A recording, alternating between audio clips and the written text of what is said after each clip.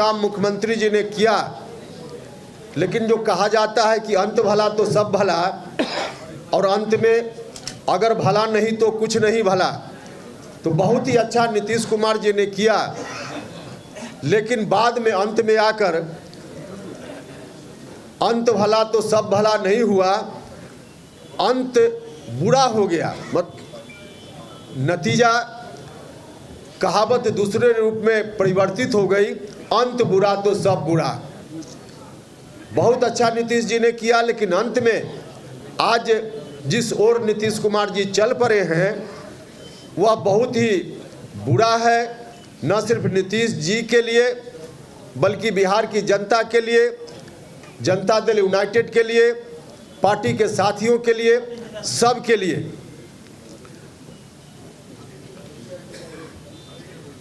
दो 2020 में विधानसभा का जो चुनाव हुआ था, उस वक्त हम उनके साथ फिर से चुनाव के बाद उनके साथ आ गए, क्योंकि उस वक्त बिहार की जनता का जो आदेश मिला था नीतीश कुमार जी को और मुझको,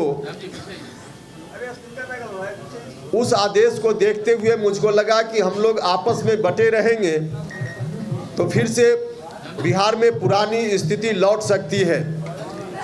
विरासत जननायक कर्पूरी ठाकुर जी की, जिसको बढ़ाने का दायित्व नीतीश जी के ऊपर है, वह विरासत फिर से रसातल में जा सकती है। तो नीतीश जी ने मुझको आवाज़ दी और नीतीश कुमार जी के साथ हम खड़े हो गए।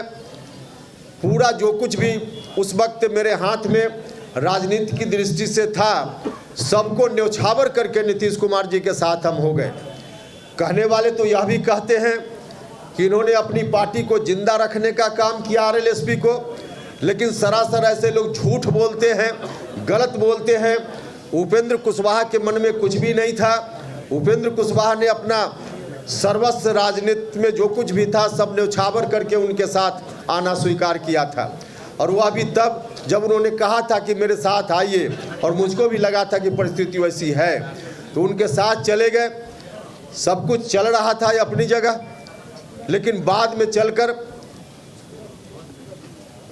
जो गठबंधन पहले चल रहा था बीजेपी के साथ, उस गठबंधन से हटकर नया गठबंधन बनाने की बात होने लगी।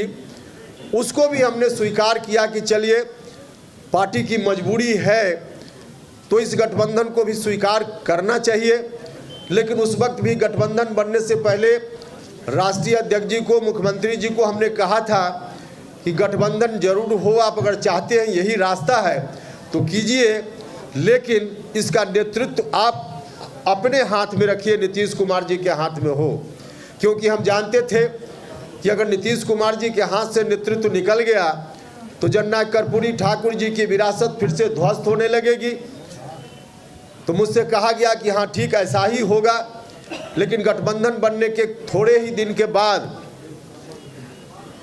न सिर्फ आरजेडी के लोगों की ओर से गठबंधन के बारे में कोई डील की गई है उसकी चर्चा होने लगी, उसका दावा होने लगा, बल्कि स्वयं नीतीश कुमार जी ने सार्वजनिक रूप से यह कहना शुरू किया कि हम अब आगे बिहार का दायित्व राष्ट्रीय जनता दल के नेता के ऊपर सौंपना चाहते हैं। उन्होंने घोषणा कर दी हर तरह से बिहार का अगला मुख्यमंत्री कौन, तो सीधे उन्होंने राष्ट्रीय जनता दल के किसी एक व्यक्ति का नाम लिया।